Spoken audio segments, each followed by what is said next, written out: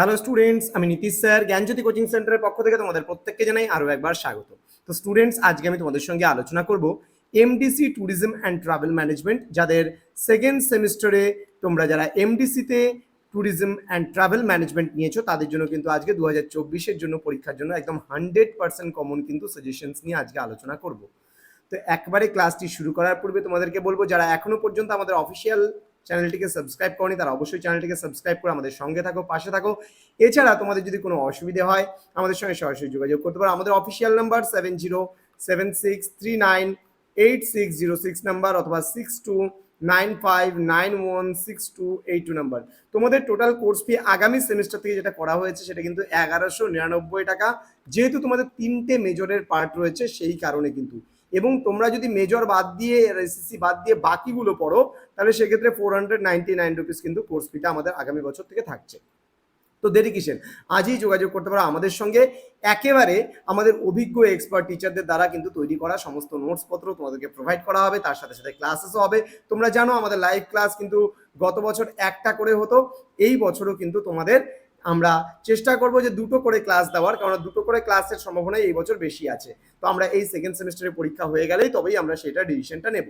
চলো শুরু করছি আজকে MDC tourism and travel management. কিন্তু এই পেপারের নোটস যদি কারোর কাছে না থাকে তাহলে একটা সাবজেক্টেতে 199, যদি অন্য কোনো সাবজেক্টেও তোমাদের এই মুহূর্তে নোটসের প্রয়োজন হয়, দুটো সাবজেক্টেতে 299, তিনটে সাবজেক্টে যদি নোটসের প্রয়োজন হয় 399, এবং চারটা সাবজেক্টে যদি প্রয়োজন হয় 499 বিনিময়ে তোমরা কিন্তু আমাদের কাছ থেকে নোটসপত্র নিতে পারো। চলো শুরু করছি আজকের ক্লাসটি। এবং MDC tourism and travel management আর কোন কোন সাবজেক্টে তোমাদের সাজেশনসগুলো প্রয়োজন সেটা একটু আমাদের কমেন্টস করে জানাবে অবশ্যই, তাহলে আমাদের সুবিধা হবে।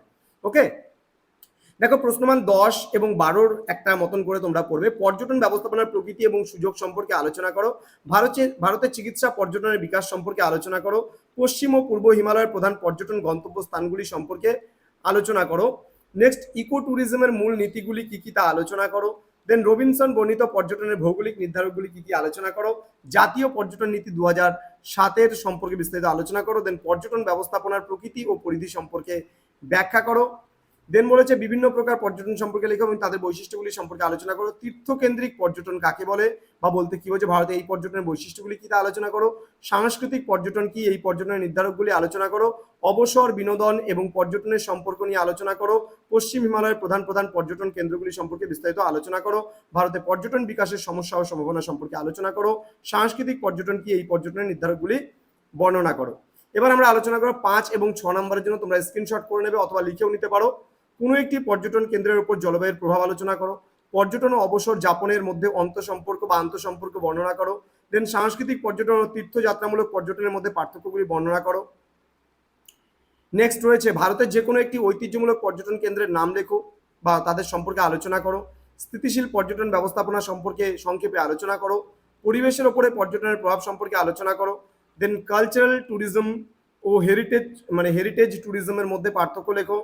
ভারতের পর্যটন শিল্পে দার্জিলিং হিমালয়ের ভূমিকা আলোচনা করো। ইকো ট্যুরিজমের মূলনীতিগুলি সম্পর্কে বিস্তারিত আলোচনা করো। ভারতে মেডিকেল ট্যুরিজমের প্রগতি সম্পর্কে লেখো। আন্তর্জাতিক পর্যটনের সাম্প্রতিক প্রবণতা সম্পর্কে আলোচনা করো। দেন অর্থনৈতিক উন্নয়নে দেশীয় পর্যটনের ভূমিকা আলোচনা করো। হেরিটেজ ট্যুরিজম সম্পর্কে সংক্ষিপ্ত টিকা লেখো। প্রশ্নমান 2 এবং 3-এর জন্য তোমরা কি কি পড়বে আলোচনা করছি। মেডিকেল ট্যুরিজম কি, সাংস্কৃতিক পর্যটনের প্রভাব সম্পর্কে লেখো। তোমার হচ্ছে রিসার্টেশন বলতে কি বোঝো তা বিস্তারিত আলোচনা করো। ঠিক আছে, ট্যুরিজম অ্যান্ড এক্সকারশনের মধ্যে পার্থক্য কি, ইকো ট্যুরিজমের সংজ্ঞা দাও। ওকে, নেক্সট হচ্ছে পর্যটন ক্ষেত্রে পরিবহনের ভূমিকা। ভারতের 10টি ঐতিহ্যবাহী পর্যটন কেন্দ্রের নাম লেখো। ভারতের জন্য ঐতিহ্যবাহী পর্যটন কেন গুরুত্বপূর্ণ, সাংস্কৃতিক পর্যটনের সম্ভাব্যগুলি কি কি বা সুবিধাগুলি কি কি লেখো। প্রাকৃতিক পর্যটনের উদ্দেশ্যগুলি আলোচনা করো। নেক্সট, ইকো ট্যুরিজমের সুবিধা, পর্যটন ব্যবস্থাপনা কাকে বলে, সাংস্কৃতিক পর্যটনের তাৎপর্য ব্যাখ্যা করো। হোমস্টে ট্যুরিজম কি, এর সুবিধাগুলি লেখো।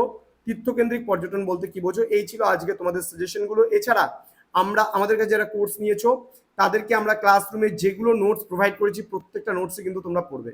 তো স্টুডেন্টস, জ্ঞানজ্যোতি কোচিং সেন্টার তোমাদের প্রত্যেককে আরো একবার স্বাগত জানাচ্ছি। যারা এখনো চ্যানেলটিকে সাবস্ক্রাইব করনি, সাবস্ক্রাইব করে আমাদের সঙ্গে থাকো, পাশে থাকো। তোমাদের উজ্জ্বল ভবিষ্যৎ গড়ে তুলবো আমরা, এটাই আমাদের মূল প্রতিশ্রুতি।